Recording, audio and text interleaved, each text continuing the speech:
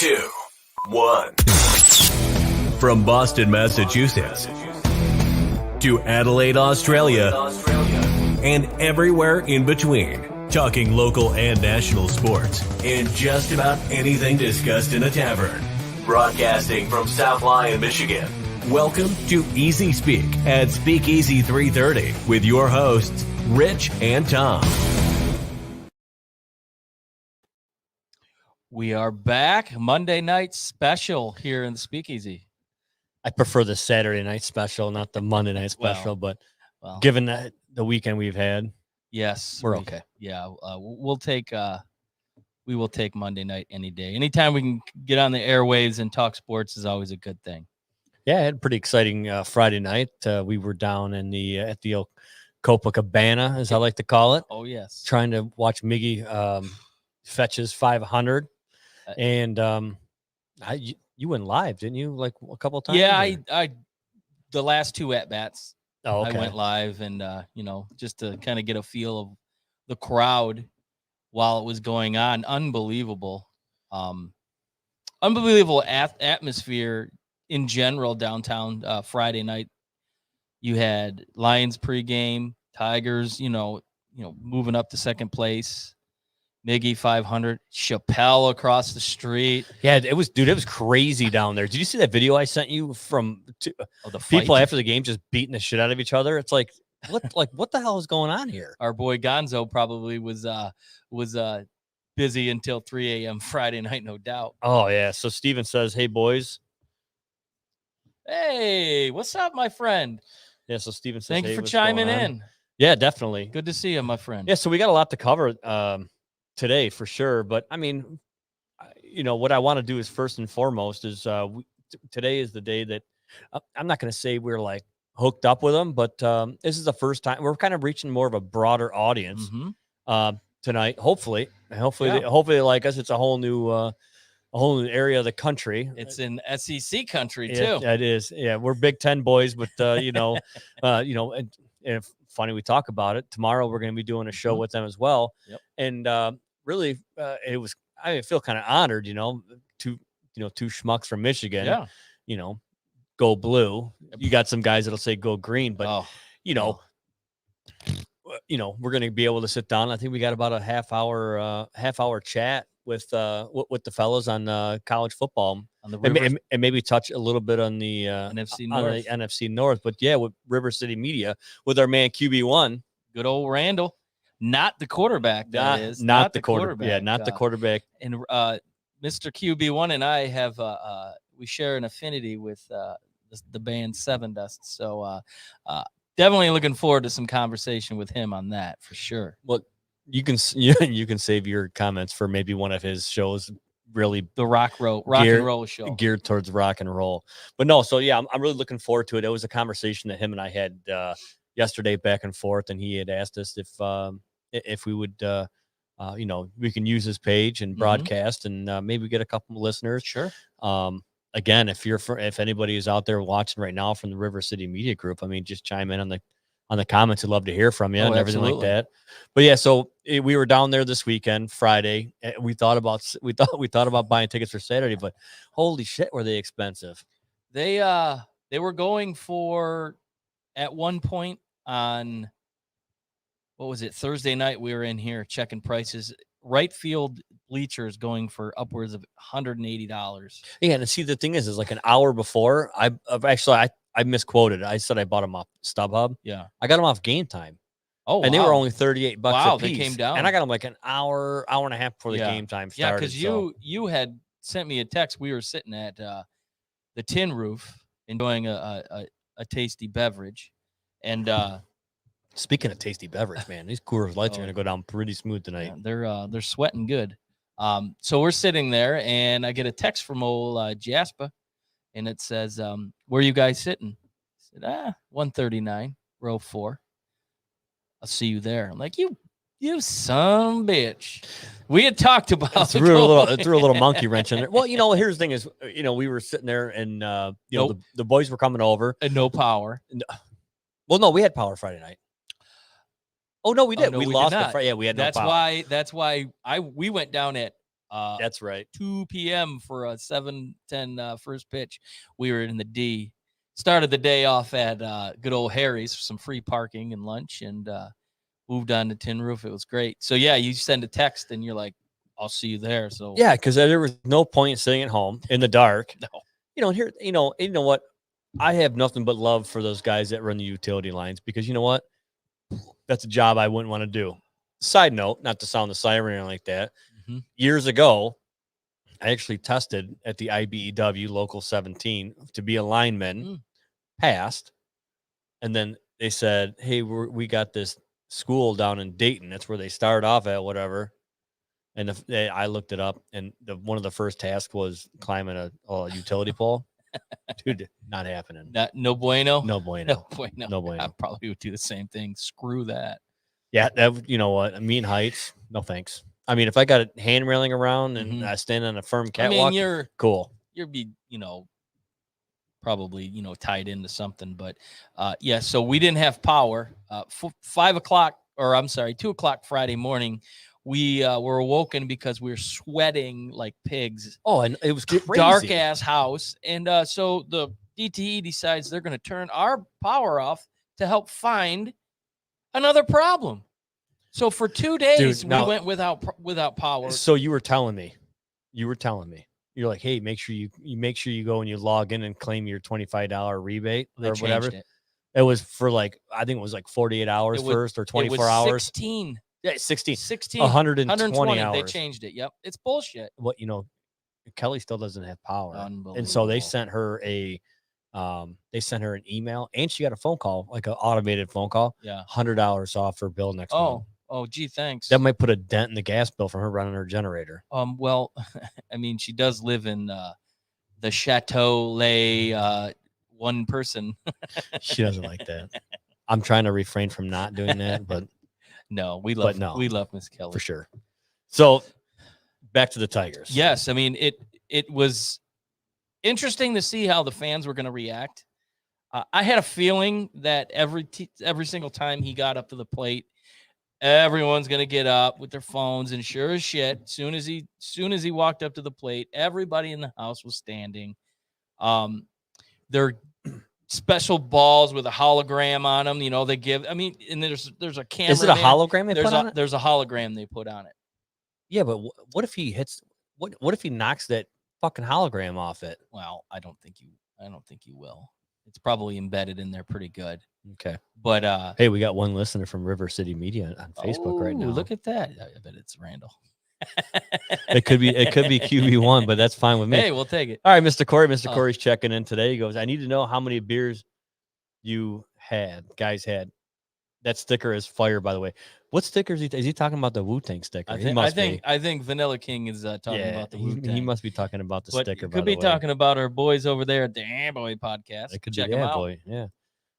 Beers. So I will tell you right now, I had 2 beers at the game. I cannot speak for you. Is he talking about how many beers we had at the game? Yeah. Oh. Well, we started off with. First of all, you have to remortgage your house to drink there. This is true. We started off at, like I said, at Harry's, and the special was 250 PBRs. So I had 2 of those, and then went over to Tin Roof, and their beers there are like buckets. I had 2 of those, so I probably ended up with. I think I outdrank Rich that day. I needed a designated driver, that's for sure. So we'll just leave it at that. Well, that was all in your plan, anyways, right? Well, payback's a bitch, isn't it? I was owed 1 or 15, so yeah. There's been I agree. I was due. Yeah, after Chris Stapleton, I was due.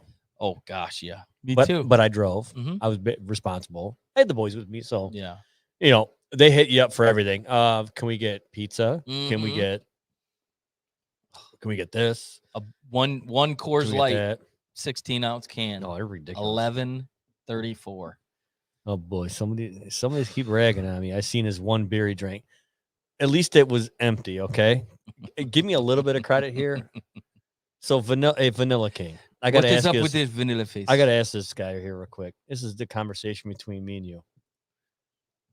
When are you coming to Detroit to see a Lions game and stopping by the SpeakEasy and doing a show with us live. Let's do it. Inquiring minds want to know for sure. He- But so needless to say, people standing up with their phones, people going crazy, special ball, a cameraman following them right up to the batter's box. You want to talk about pressure?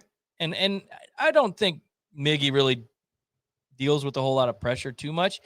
He wore it on his face this weekend. Because even throughout the weekend, every time he got up at the plate, it was the same thing. And I really think it cost him. I think he was trying too much to get it. It was on his mind. You know what I like though? I liked how loud it was again in the Copacabana, but I also liked how when the pitch got ready to get delivered, you could hear a pin drop in that place. Man, it was exciting, and it took you back to the glory days there, 10 years ago when they were competing. And then the crowd, I was a little surprised there wasn't as many people there. I never heard an official attendance. But 32,000. It was 32. Yeah, that was surprising. They filled that place up pretty good Saturday night, and Saturday was probably about 34,000. it seemed like there was a lot more there on Saturday. Yeah. Oh, there was. But yeah, for sure there was. There was definitely more people there. And I don't know Saturday. yesterday because we were out on the boat, and I was listening until the second inning when they decided to. What is up with bringing that guy? Who's that? Hendricks? The hell they bring him up for a spot start? Like, give me a break. Hey, it's terrible. Hey, calm down. Oh my god. Hey, don't get angry. Don't get angry. Oh, it was terrible. Yeah. It just he couldn't throw a strike, and when he did, it ended up out. Well, your dad was all hyped up over what was it, Tristan McKenzie? Yep. Yeah, he was all hyped up over it. And that guy threw gas, and he was a small sticks. dude. They call them sticks, I guess. Is that what they call twigs or something like that. So funny story. They gave out baseball cards Friday. Funny story. Yeah. I got an Ohtani, as you know. Yeah. And then the second pack I got, the very first card was that dude that pitched yesterday. Like how ironic. Isn't it ironic? Don't you think?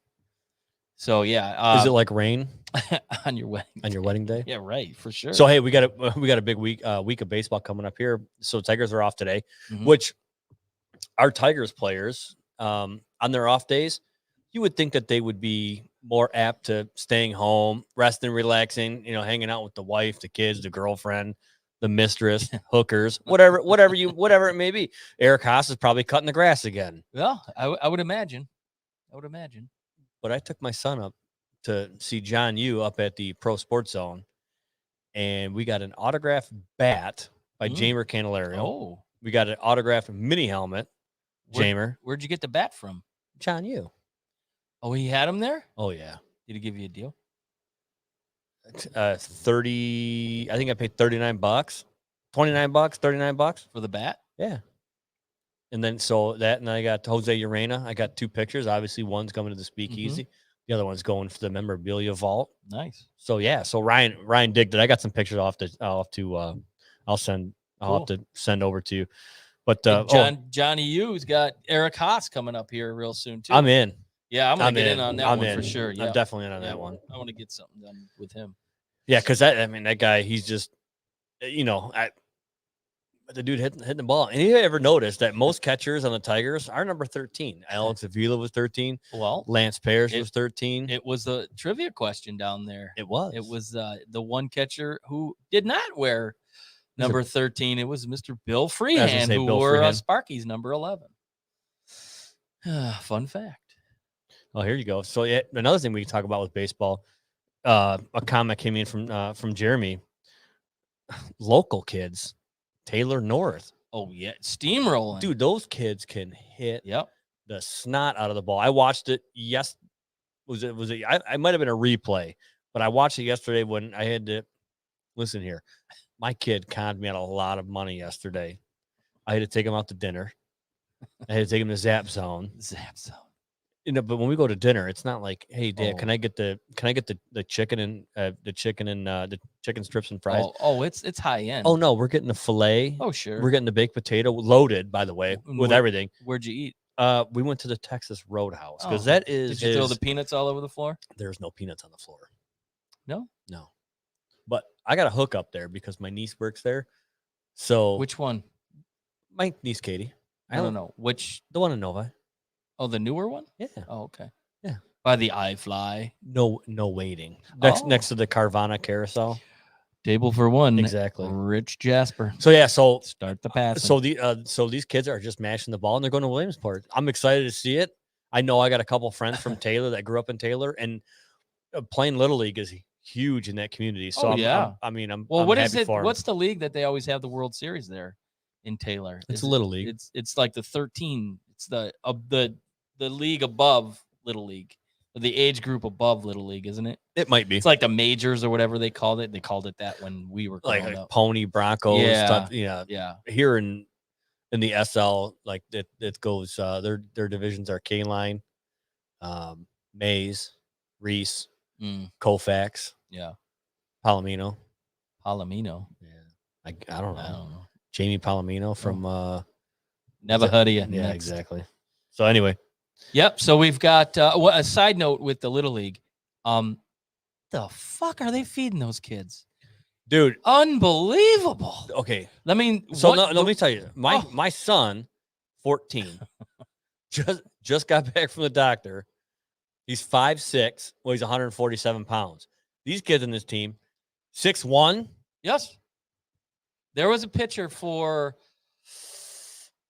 it was a Louisiana team whose catcher was the girl who was awesome. She also pitched. Her name was Ellie. They had a pitcher. He was 5'9". He weighed almost 200 pounds, and he looked exactly like he could have been a young John Hesterman, a good friend of ours of the show. He had a big old head of lettuce on him, and every time he threw the ball, his hat fell off his head. It was so annoying, but the kid could throw. It was crazy. It's just unbelievable. Funny you say that about hats falling off when they pitch. There was a boy on Jacob's team had a head of cabbage, and every time he threw the ball, his hat would fall. But I mean, he was throwing it hard. So put something underneath that hat. But yeah, so maybe get chin straps for him. Maybe it could be. So back to the Tigers. They've got I would say a pretty important series coming up against I'm going to call them the Anaheim Angels. But what we all get excited to see is Shohei Ohtani's playing here in Detroit. He's pitching Wednesday, and he's going to be pitching in front of a crowd full of dogs because it's Bark in the Park at Comerica Park. And here's the thing, funny you say that is I actually looked for tickets on that to take Clyde. They've got to be fully vaccinated, I think. He is. Well, I'm just saying to get to. See, I'm a little bit different with my dog. Well, my dog goes to the vet. He gets his rabies. Yeah, well, gets all the other. Your stuff. dog leaves the house. Ours don't leave ever. So that'll be fun to see. Too bad Trout won't be there. When's he out till? Dude, he probably won't come back till later. They're just gonna. I mean, well, they're still in the mix. They're still in the wild card mix, but they're still hunting for it. But dude, he's your player. Oh, he's your player. Oh, for sure. If you don't want to, rush anything back. I read a story today. On the question was, are they going to be able to keep Ohtani? And I look at him. See, there's not a salary cap in baseball. No. It's all whether you want to pay the luxury tax. Well, sure, and that team makes money. The Angels make money. They did draw very well, and his jerseys sell very well. So I see him a lot like Trout. He's a star, but he doesn't act like it. They're very down home. I saw a video clip of him walking through the bullpen before a game, and there was 2 pieces of trash on the ground. He picked them up, threw them in the garbage can. It's just the human side of him, and I don't think the fan fame, the popularity has got to him yet. I think he's just kind of takes it like a grain of salt. Even when Miggy gave him a nut check there when they played in LA, I mean, he kind of looked at him like, "What are you doing?" But he just seems really down to earth, and I can see a situation where the Angels, definitely keeping him. I mean, unless the big teams like New York and Boston come calling, or the Dodgers right up the road, but. See, now here's the thing. So when you're in the West Coast, so I've been to Anaheim, even like you think about like San Francisco, he might want to stay there because there is a huge, there's an Asian huge population there. And go up to, yeah. I mean, especially in San Francisco. Yeah. And he might go to San Francisco. I mean, it's huge, you know. It is. You know, it is.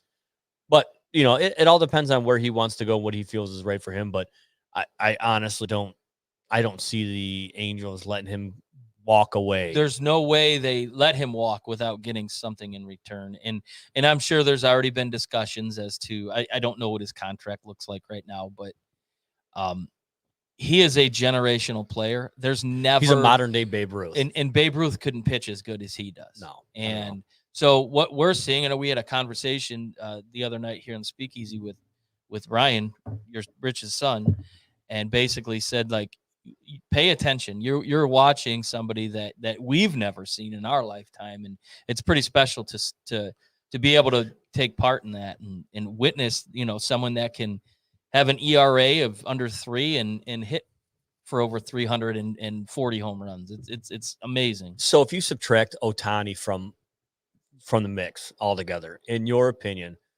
up until then, who do you think would probably be the best athlete? I'm not going to say baseball. I'm going to say athlete that you have seen that encompasses everything that Ohtani is doing right now. Bo Jackson.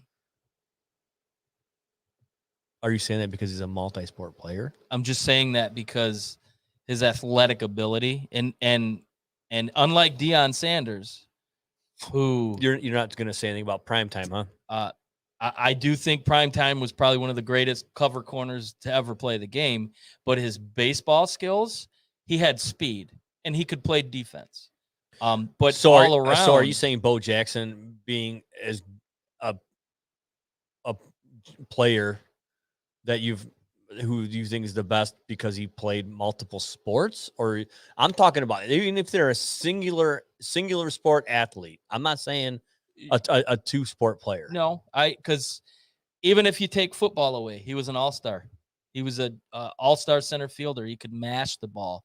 Then you take baseball away, he was a bruising running back. I mean, he just what did he do to Bosworth that day on Monday night? Bosworth got lit He up. mauled him over and like he was nothing. He was never the same after that. Athletic-wise, Bo Jackson was special. I mean, there's been athletes like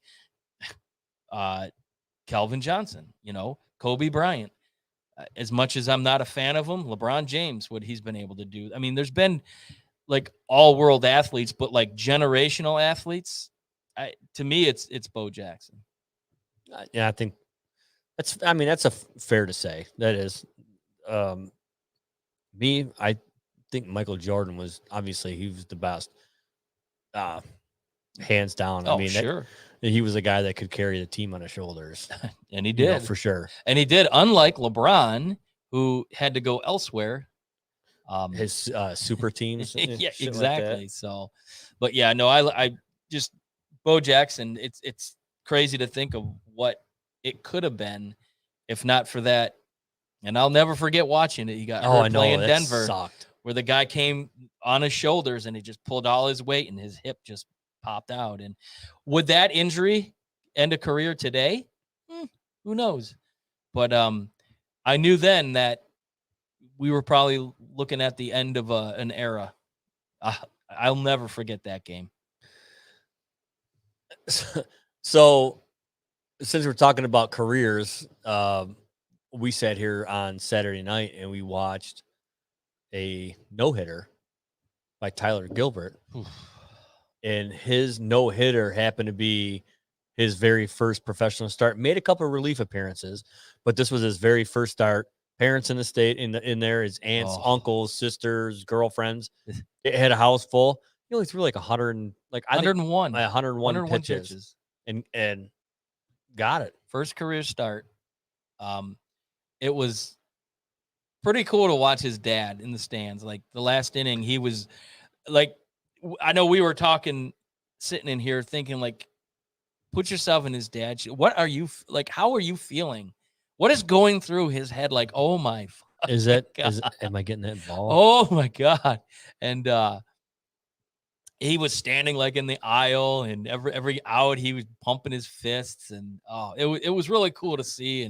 And at His dad's a little bit of a crier, well, shit, kind of like you. Yep.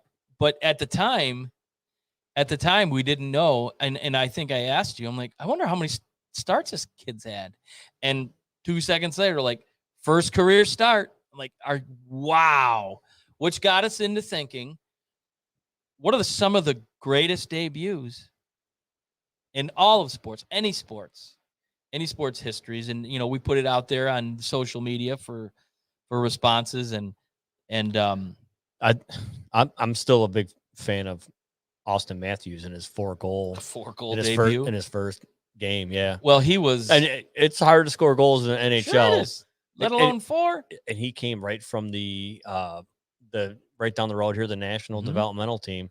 And he was hyped up beyond. He was hyped up to come into the league. So for somebody to have the pressure of like the next Wayne Gretzky potentially, that's Connor McDavid. Well, whatever, and he lived up to it. Yeah, for sure. And it's one thing of saying you're the best, and it's another of being the best. And he proved that he deserved to be in the NHL.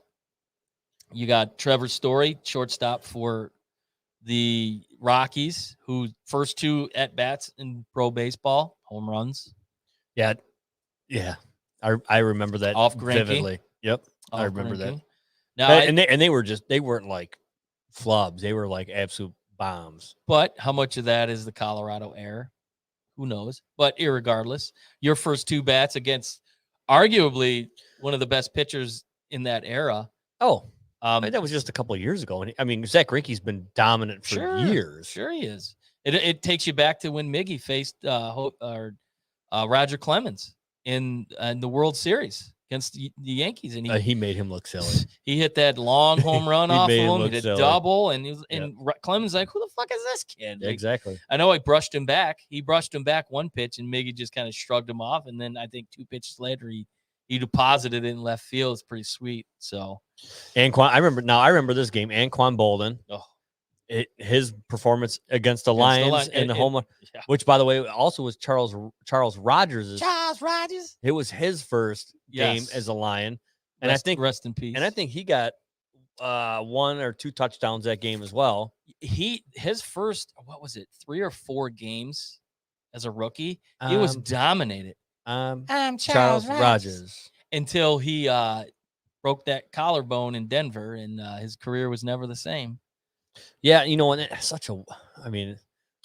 he couldn't lay off the weed. No, he's probably like the Vanilla King. He can get off the weed. So Anquan Bolden, 10 catches, 217, 2 touchdowns in his debut. That's a loss. And a loss. And you know who the quarterback was for the other team, for the Lions? Joey Harrington. Oh. Because I remember watching like NFL films, and NFL films said something like they had it mic'd in, and Mariucci was like, find Charles. Bam, touchdown. Crazy. Yeah. Good old Joey. What was his nickname around here? The Piano Man. Oh, Joey Ballgame? Joey Ballgame. Joey Ballgame. Who got hit in Oregon while he was riding his bike. He got hit by a drunk driver. What a dumb luck, dude. You get drafted by the Lions, suck ass, and then get hit by a car. Drunk driver, yeah. And I don't know where he's at these days, but I'm sure he's still counting checks from the Lions. All right, throw one more at me. All right, we'll go J.R. Richard, who used to pitch for the Astros, who just recently passed away. Debut, complete game, gives up 2 runs, 17 strikeouts, which was the rookie record, I believe, at the time. Ks? 17 Ks in his debut pitching performance. That's pretty good. So yeah, I mean, it's a different era. The thing was back in 71, but still, I mean. So I want to real quick cut you off, but we got a hi boys from Mr. Jackson. Hip, hip. I don't know if you guys know this or not, but George started a podcast a couple of months ago, and we haven't heard from him in a couple of months. It's been a while. So we almost had to. We're gonna have to cancel him. We almost had to who's the guy from Unsolved Mysteries, or not the Unsolved Mysteries, I can't think John of his name. Walsh? John Walsh. That's We might have John to call Walsh John after? Walsh to send him out an out for George Jackson. Hey George, make sure you get that autographed game used bat that your son got done today. So he was standing in front of me in line. Did his son get an autograph from Haas? A little Yeah, yesterday I he was seen that. He was at DC Sports Yeah. yesterday and got an autograph. He did some little like fire Old English D. Yeah, it's almost like a brand. Yeah. Yeah. Looked pretty cool in the old Haas So autographed it. So let's talk about the lovable losers, or as my dad called them, the Pontiac Pussycats. The Pontiac Pussycats. Pontiac Pistons, who used to play there. Yeah. So we didn't get to watch the game because we were chasing history. We were chasing history. Chasing and still chasing. Yeah, I mean, week 1 preseason, not a whole lot of expectations. I think golf went like 6 for 9 or something. And yeah, I think the key is just to get some reps in and not get hurt. And it looks like they did that. But the cool story out of week 1, I believe his name is Reynolds, running back. Is that the guy they signed from Taco Bell the day before? They signed him. Actually, he came in. I forget where he was coming from, but he didn't get into Detroit until it was about noon. It was because he missed a flight. There was weather delays, and his flight left Charlotte at like 9 a.m. He got to Detroit at noon for a tryout. They liked what they saw.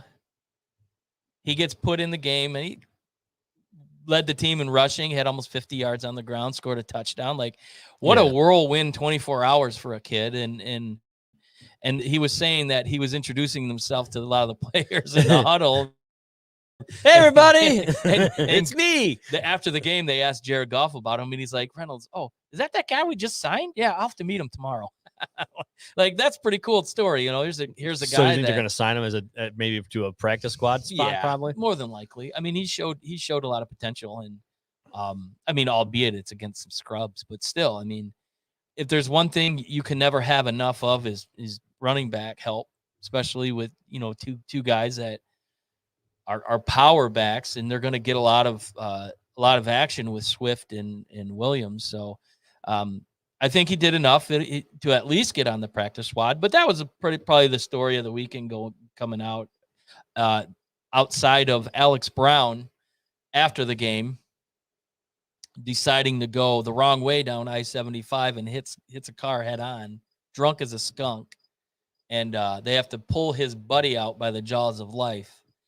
And he got cut today. So he gone. So real quick, we can't be this year. We didn't make a pact.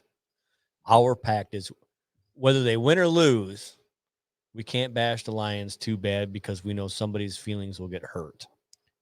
And we like him as a follower of the show. So we can't do that. He's also saying that he's probably going to the Bengals game.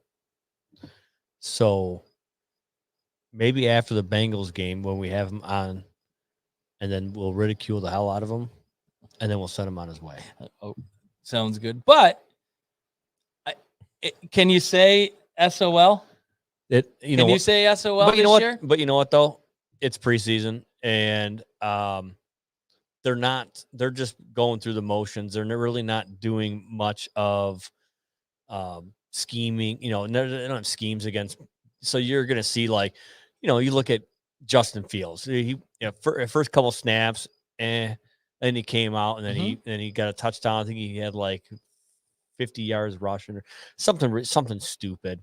Which goes into our next topic. And then I just don't put much merit into preseason because all it is giving the coaching staff a reason to go. So do I think like Trey Lance is going to have some great passes like he had when he's playing against the number ones and teams are setting up and scheming against them? No, I don't.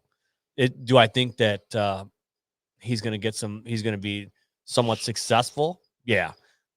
Do I think he's going to run into a lot of bumps and bruises? Yeah. Well, they all will. Like Kyler Murray. Sure. They threw Kyler Murray out to the Wolves. Oh, his first game. He took his first game lumps. against the Lions.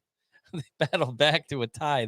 Oh my God, I remember that game. And they blew what, a 4-touchdown lead. Yeah. Oh, man. Mr. Corey's saying a 10-7 this year for the Lions.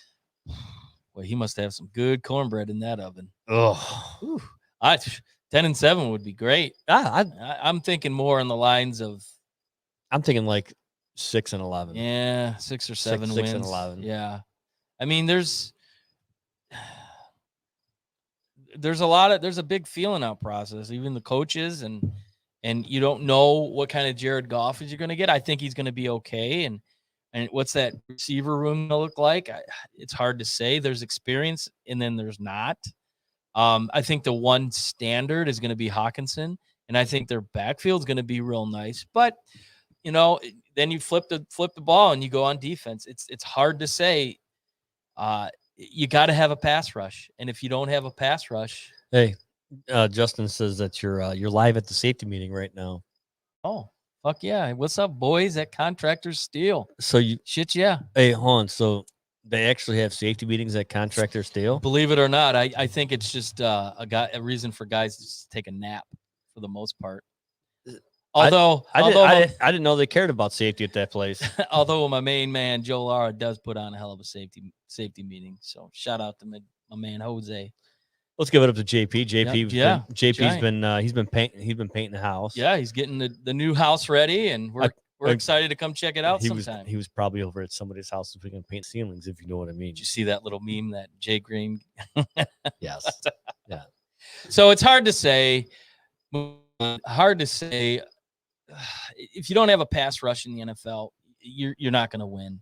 And lately, the Lions have not had a pass rush, so we'll see. Linebacker core, they kind of addressed it. I think Jelani Tavai needs to find his way back to Honolulu because he's garbage. But Mr. Corey seems to think that Tate's coming back to the Lions. I don't know. There's been a lot of talk, and I think it could be him playing hardball. But I'd take him back. I would too. I'd take him back in a heartbeat. If you take him with Hawkinson in the slot, or you put him in the slot, Hawkinson off the edge, with both of those backs potentially can catch the ball out of the backfield.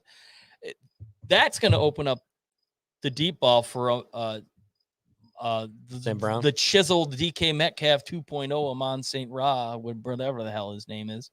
That could be good for them. And you need a guy with veteran leadership in the locker room that could really work with these young receivers. And I'm all for it. I think that would be a good move. Okay. Maybe gets 4 or 5 catches a game and kind of keeps the defense on their toes. And yeah, that would be a good thing. That would definitely be a good thing. So Michigan, it's getting close. Hold on. We're not talking about Michigan right now, are we? Who are we talking about? We're going to go into the other big the quarterbacks. Fuck them. Yeah. They all look good. They all look good. They all look good.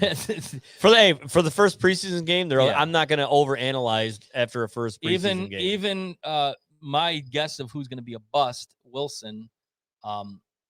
Does his mom have an OnlyFans page? Rumor has it she does. JP, can you confirm or deny he has that for me, denied please? that, but there are those out there that said they have seen her.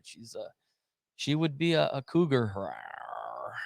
But anyways, moving on. Yes, back to Michigan, but not the football program. We're going to talk the basketball program because of the NIL that is allowing these kids to make money now, which I think is a fantastic thing. I think it's good for the kids, and it's great for the for NCAA because it's going to keep kids in school a little bit longer. Hunter Dickinson, and which I had theorized he came back because of the fact that he was going to be able to make money. He's a little upset with the university these days. Why? Well, because they're frowning on the whole NIL thing, and so they're saying you can't use the block M, and you can't use the word University of Michigan in anything that you're trying to promote, which is kind of bullshit if you ask me. I mean, I think if they agree to do it, you got to be all in. And but nonetheless, he'll still be able to make money on the colors, or just his namesake alone. And a lot of these kids are getting getting deals with shoe companies already, or advertising deals, and they're gonna put out products and they're gonna sell on Instagram. So clearly, it was one of the reasons why he came back, and I think why a lot of kids in the future will be coming back into school, just because of their earning potential and getting a little more experience playing. We start talking about the the name and likeness or whatever. Then George Jackson gets in and says, "Finally, Michigan hoops can get money legally." Oh, jeez. Come on, Just man. Sourpuss. The fuck was that? I don't know. Is that a shotgun? You wouldn't hear a shotgun blast. Probably not. Let's be real about it. George Jackson, just a sourpuss, Michigan State University fan. Hey, Mr. Corey, there's a link on in the comments. Go ahead and click on it if you want to join. Let's get him in here so we can talk a little football with this guy. So going from basketball to football. Cade McNamara starting QB. Not a surprise. No. Not a surprise. I think he did enough last year. He looked really good. He was not Joe Milton. He actually, he could do a little bit of both. He was exciting, and then he got hurt, which was a bummer. But the big hype, JJ McCarthy coming in, and there was a lot of people that thought, he stayed true to this through his recruiting, and he always talked and led maize and blue that he would maybe be the starter. But I think he's going to play. I don't think he's going to start right away, but I do think they're going to run a 2 quarterback system, and if McNamara has some struggles, I think it's going to be easy to throw him in. So no Heisman. So talk. George sits in there. No Heisman. No talk. Heisman talk. No, there's zero expectations. There is nobody worthy on the Wolverines roster right now. Nope.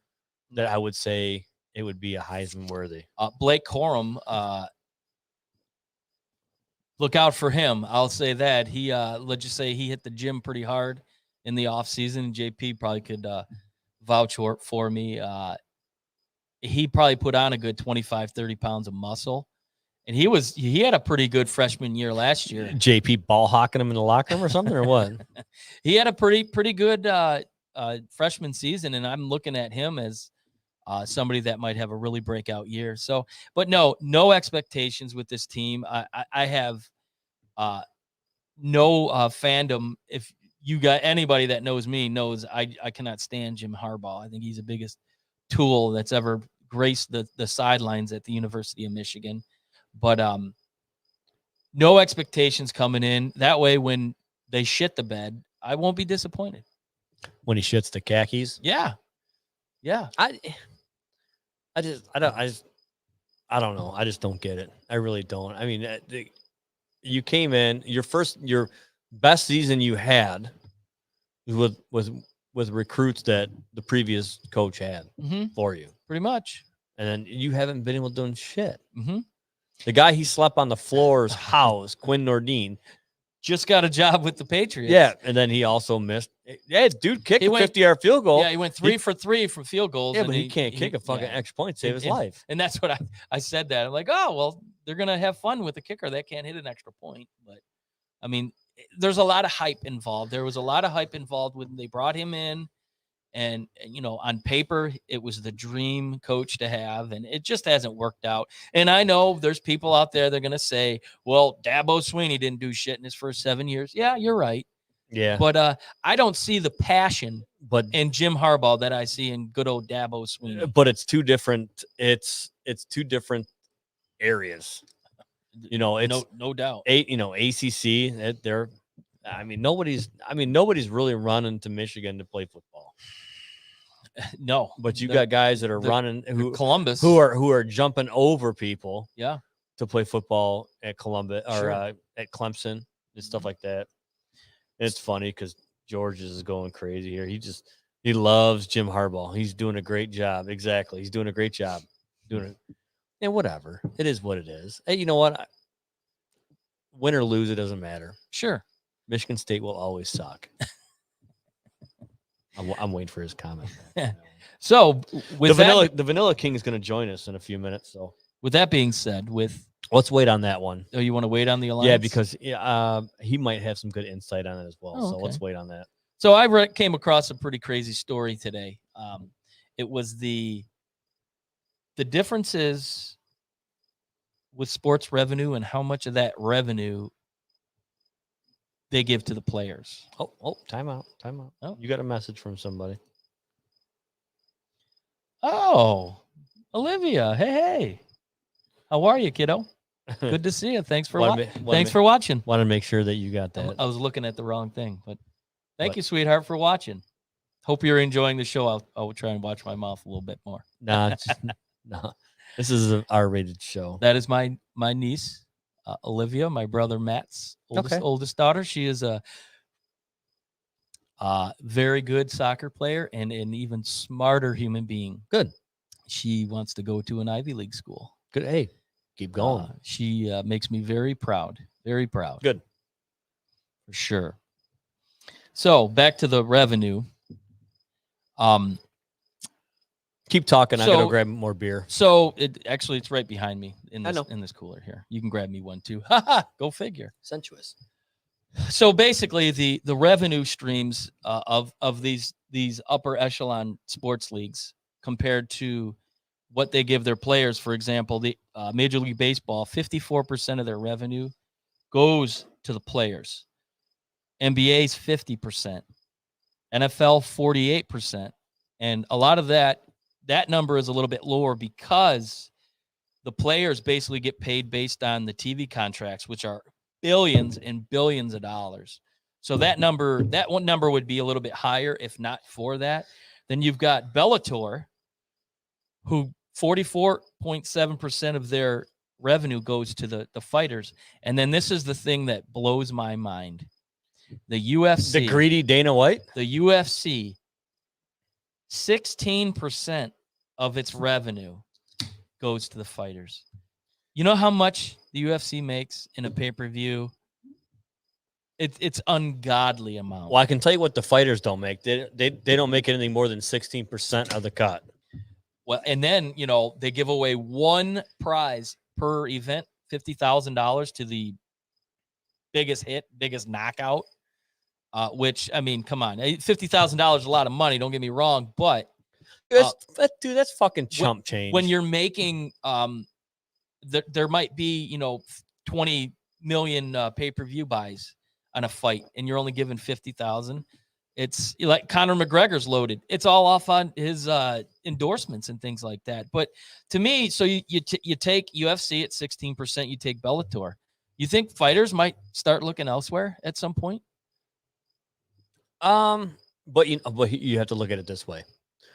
The Bellator, they probably have their profit margin as an organization as a whole is probably lower because they don't get the ratings. They don't get that revenue that you would expect that like a UFC would get. They're not doing pay. They got contracts. They got TV contracts. So I think with Paramount, I think they're on Paramount. Yeah, but then Showtime. But too, but you think about that. So that they might only make say $2 million. I'm just throwing numbers out there. Say $2 million. Well, 16% of that 2 million. Sorry, what would you say? 16%. No, I'm talking about Bellator. 44%. So they automatically just cut it in half and say, hey, we're going to pay our players. Our fighters half. Yeah. So $1 million of it goes out in purse. But then you also got to think about this, $1 million, again, these are all figures. So if it's $2 million total that they make, half of it gets sent out to the fighters. You got $1 million left. Eight fights or whatever. You got to do, you got to pay for the location. You got to pay for insurance. You got to pay. So they're really not making any money. Sure. Per se, but UFC is a bigger draw, so UFC is going to make more on that, which means the fight pay could be comparable to Bellator, but UFC just brings in that much more money, because it's a brand. Sure. So, do you see at any point some of the ownership of these other leagues looking at the UFC model and saying, they're doing it right?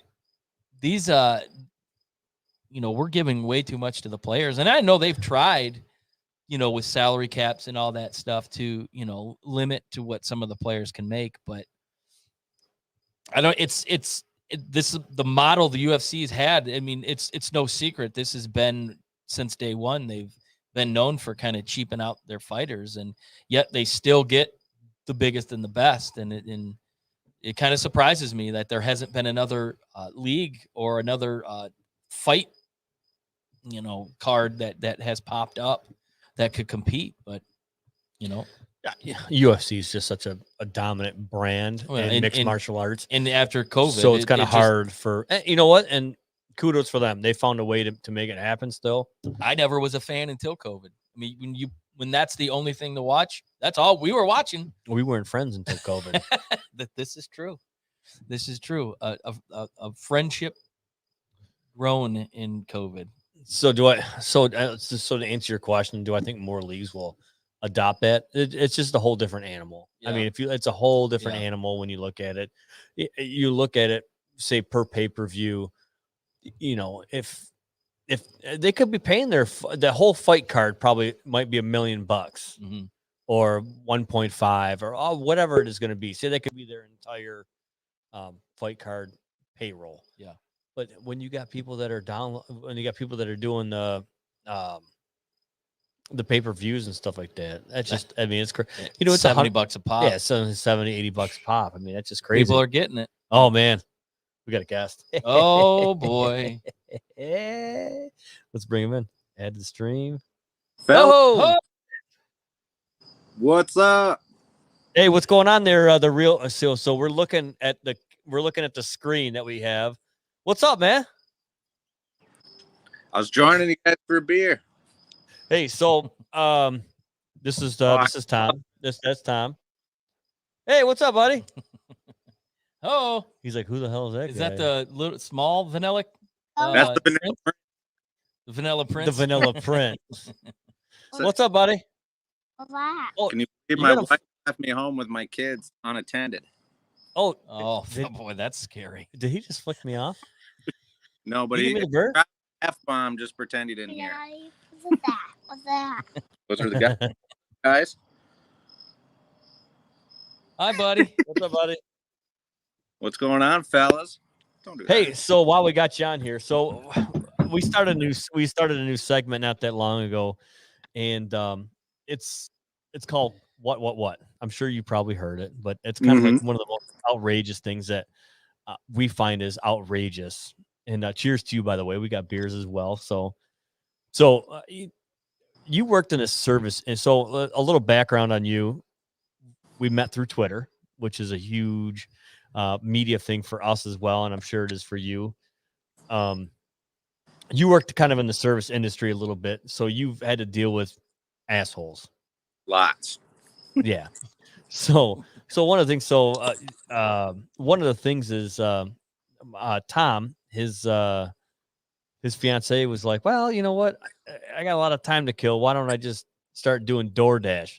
She said people are just freaking unruly. We did a DoorDash at a local coffee house over the weekend, and this certain coffee house puts on as I like to call it, a small dick car convention in the parking lot. There Mercedes, there was a Ferrari and a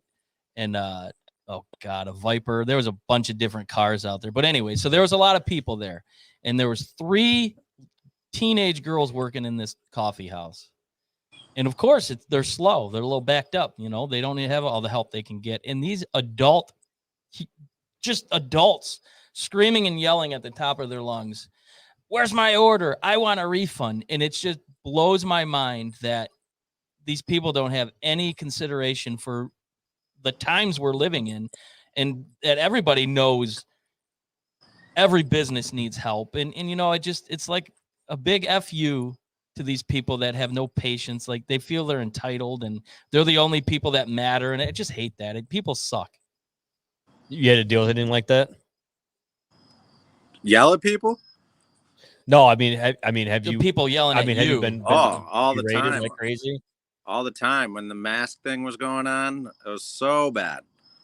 You would think it was the end of the world. This So I gotta bar ask- that I worked at was not big. All we required was to walk from the door to the table. That's all you got to do. And that was like pulling teeth. And that was like killing somebody, huh? Yeah. You know, I got called a lot of names that I won't say because my kids are here, but I saw It some rhymes kid with long Tucker. hair on this side over there. I know you were gonna say that. it rhymes with Tucker. Oh, all right. Tucker. I hopefully it's not. Ugh, there's a Tucker. It's crazy. We were just talking about that today. Like ever since all this started, people have less and less patience every day. It seems like.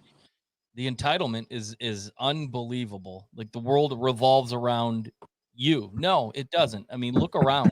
Look around. Every business you go into, help wanted. You know, all these people you see on Facebook. If you know anyone looking for a job, let me know. And it's insane. So when you go into a place, just assume that they're shorthanded and give people a break and don't be an idiot. It's frustrating. I don't know. saw a thing, Patience I went out saw the a thing today. I saw a thing today on I think it was Instagram. It was some girls like recording it. She worked at Starbucks. And the lady's like, this is not what I ordered. And she says, ma'am, is exactly what you ordered. She's like, I'll make another one if you're not happy. And the lady threw it at her. She got like a coffee thrown at her. Like, what is wrong with people? Dude, the day somebody throws a beer at me, it's game on, dude. Yeah, it's wild. I don't know why that's happening, but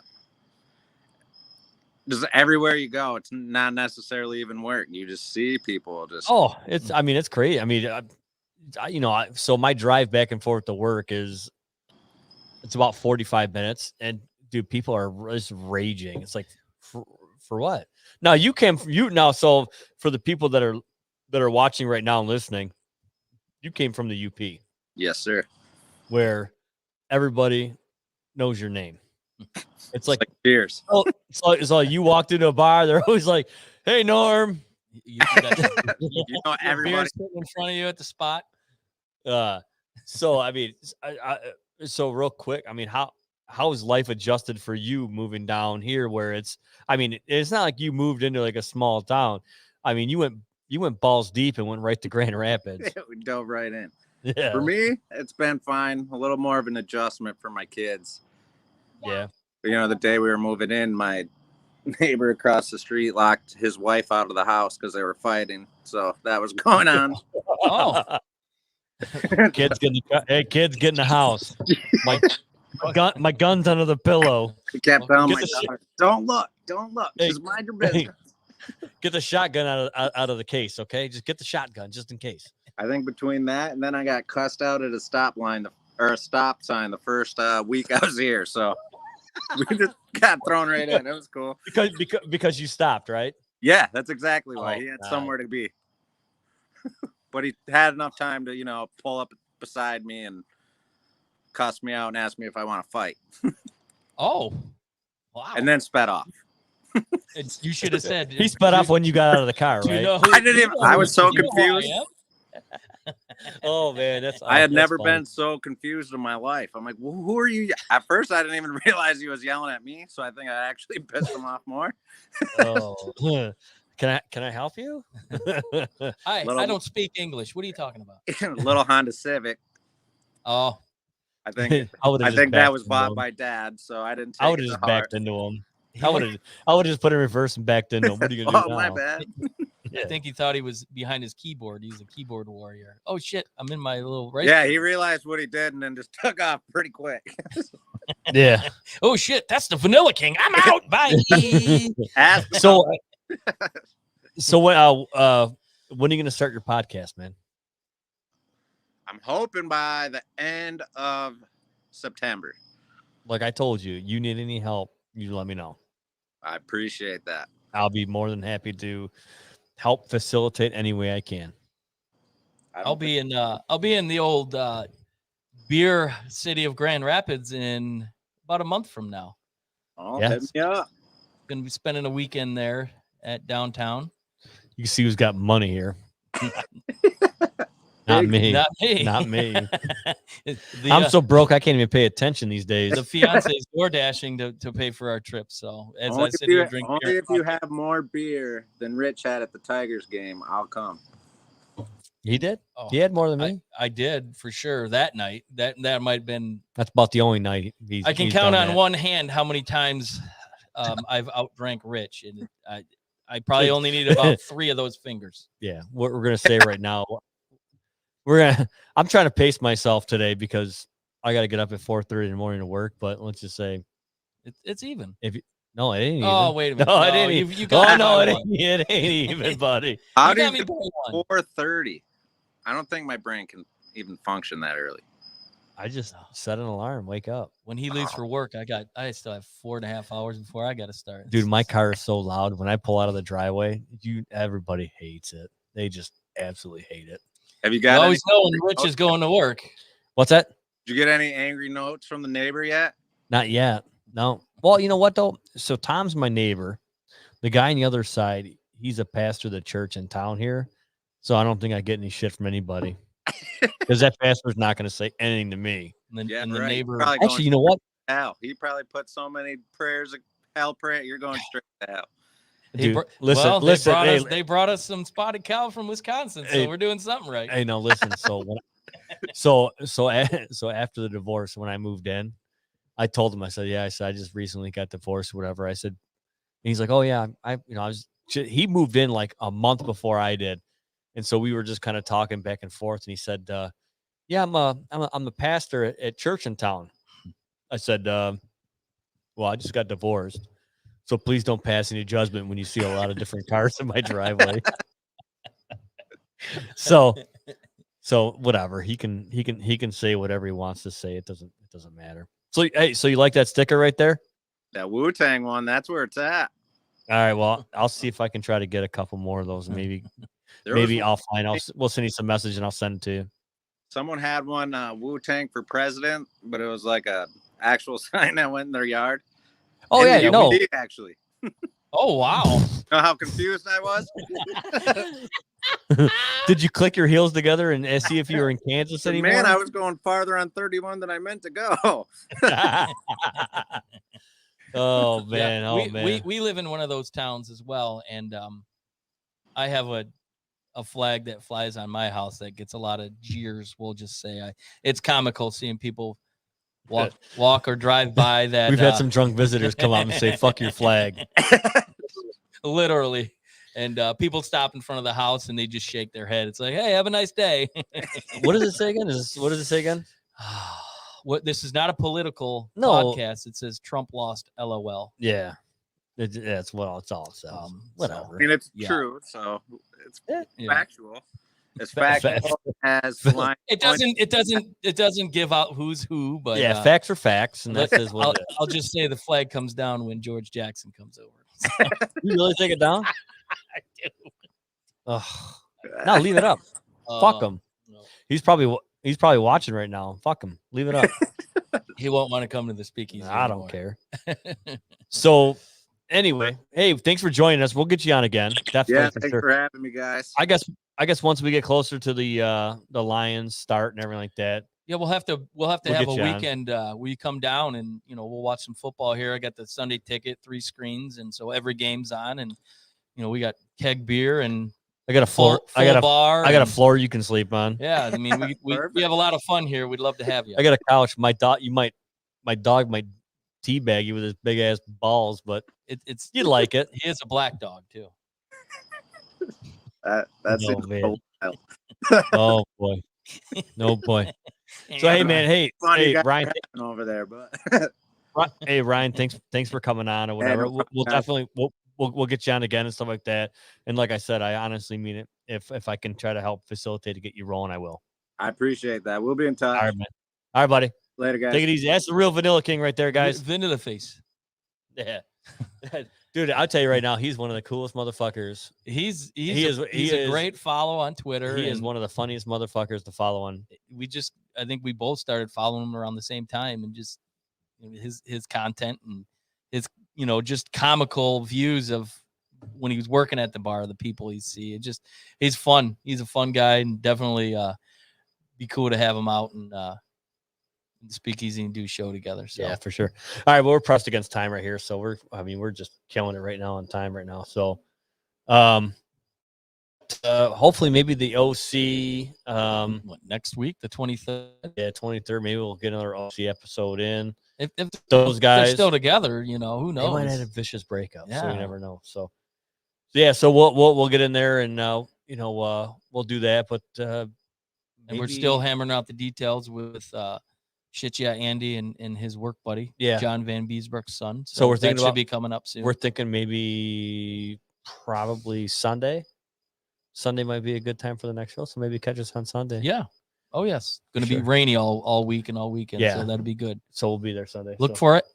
So See ya. see you. What? We're leaving? What do you mean we're leaving? We're leaving? We're leaving. We're not leaving. Are we? What are you talking about? That's what I mean. Oh. Thank you for listening to another leaving? episode of Easy Speak at SpeakEasy 330. You can catch us every week at ilogicmedia.com, Apple, and Spotify. Be sure to check us out on Twitter and Instagram at Easy Speak Cast for the latest and up-to-date news. Cheers.